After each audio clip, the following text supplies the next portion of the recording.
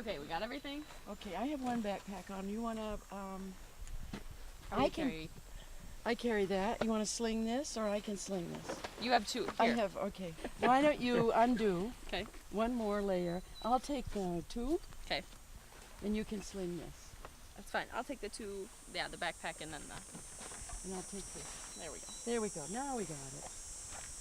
Think we're ready. I think we're ready. One would think we were going on safari. You have your keys. Car keys. Yeah, keys. You got those? Too many. I do. So this is DNR property, and they just did a major takeout in here. They took out a lot of vegetation. They burned it because they're managing this section for grassland birds and for things like woodcocks for hunting. So it kind of looks a little rough. This is like its third year of recovery. So the DNR has been...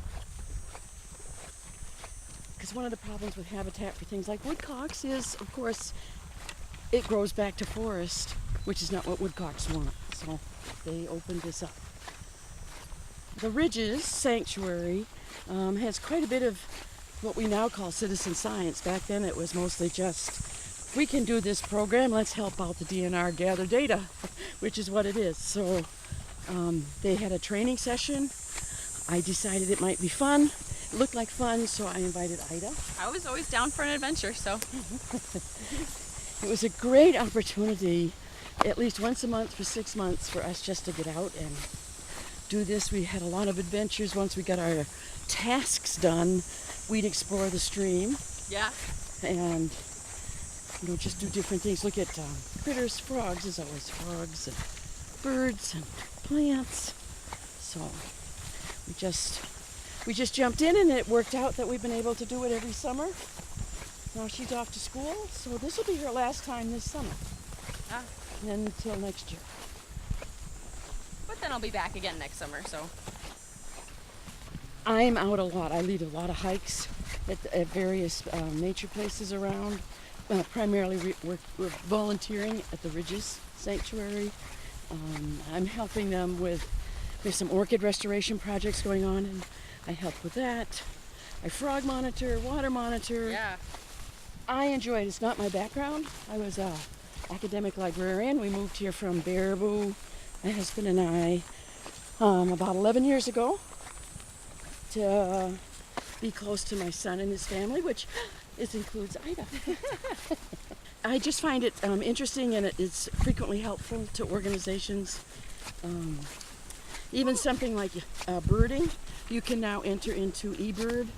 Door County has so many places you can be outside. It's nice, and it's not, just cityscape. There are, 5 state parks in Door County? I think so. All the roads this way dead end because there's an enormous wetland that they head into, and it's part of the Mud Lake Preserve that the DNR owns. And then this road, as I understand it, was actually built as a levee to keep the wetland to our right as a wetland. And the DNR personnel that was just here not long ago was explaining that there's some interesting things that go on in this wetland. One of which is it's become a breeding ground for the federally endangered Hines emerald dragonfly.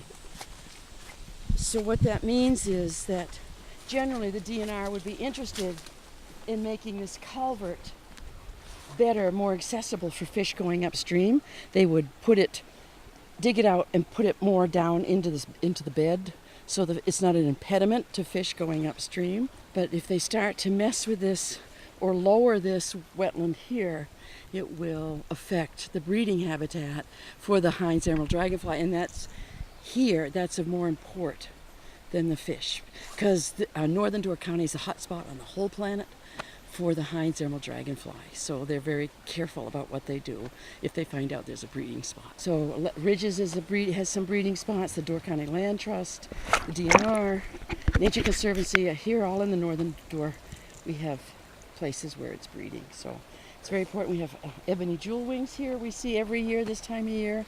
There's frequently orchids on the trails coming in. It's just a gorgeous spot. It's just so much fun.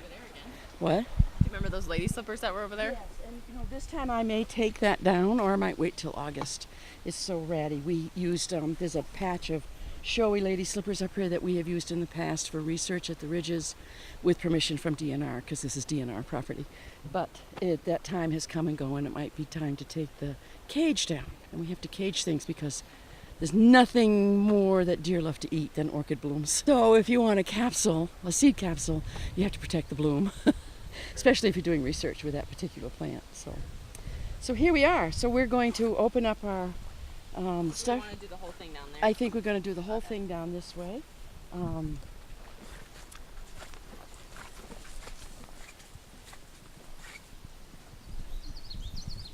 So we should, I think, do first the transparency. Okay.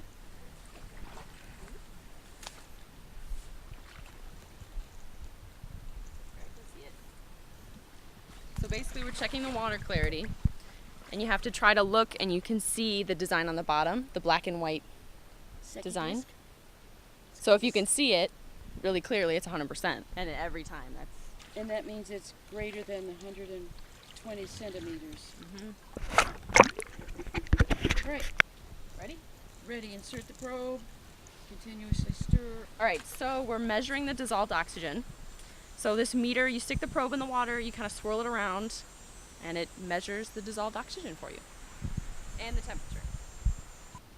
We used to do a pH as well, but there's so many things. The DNR said there's so many things that affect the pH that it really isn't useful to do just the single meter measurement. There's too many variables, too much going on. So we no longer do the pH.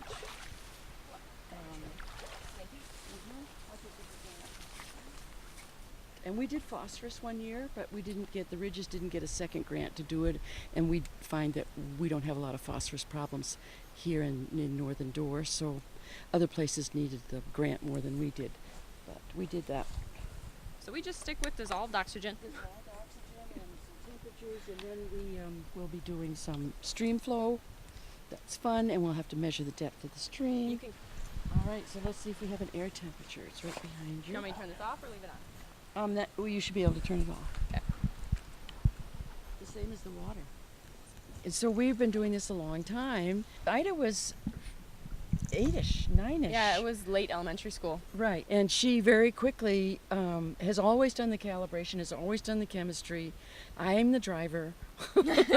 Or, we double check. I read, she does. And so that it's always participatory for both of us. It made science classes a breeze. Yeah, well, it did. It already exposed you to protocol. Oh, yeah. To trying to follow directions, and if something didn't work out right, then we do it again. Not that we're looking for one answer, but we have to be within parameters. And the parameters are part of your instructions. So it's just a way to get kids involved with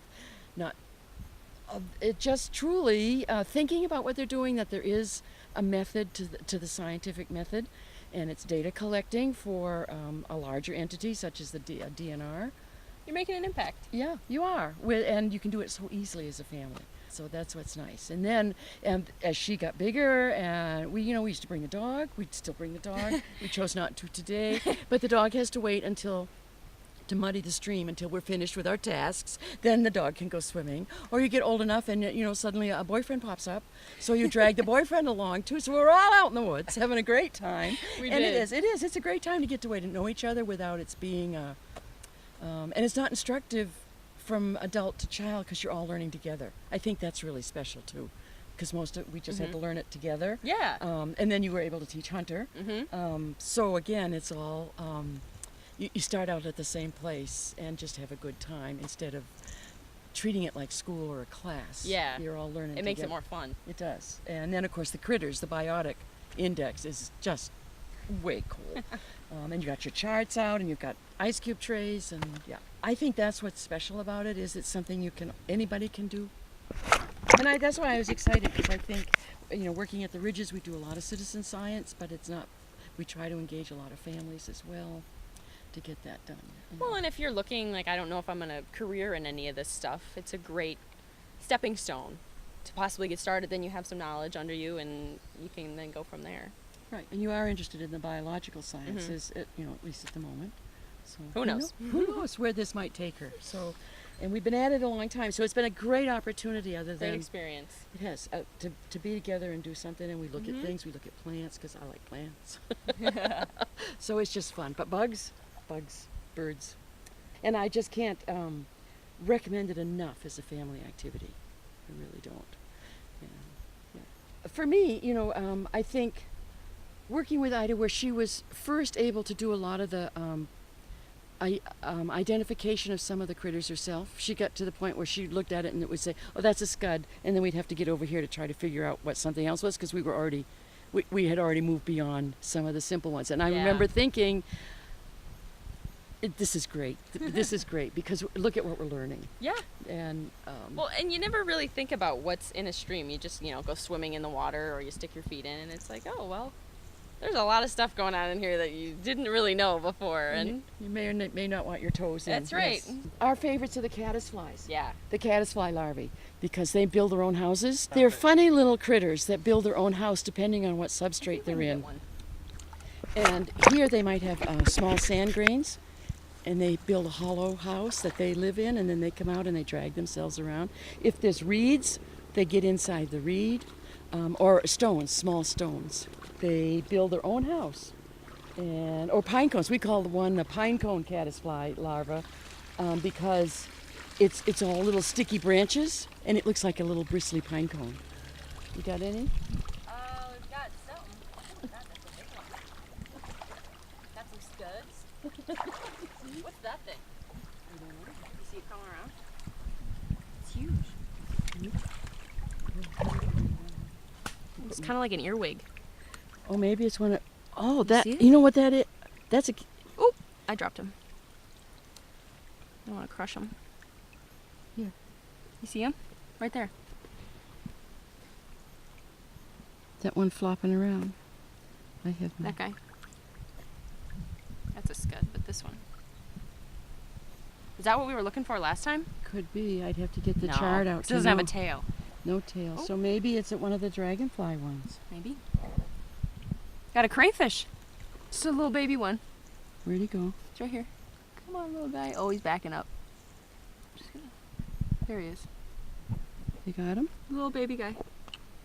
Oh, yeah. How'd you even see him? Look at him put his claws up and defend himself. Red. You can see the red already. Yep.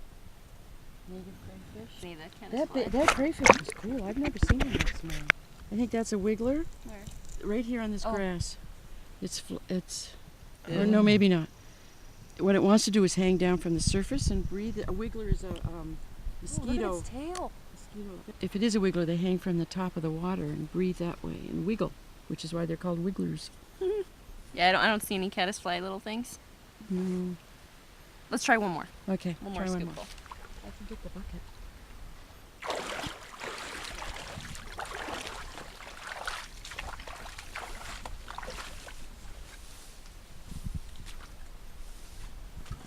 Oh, that one.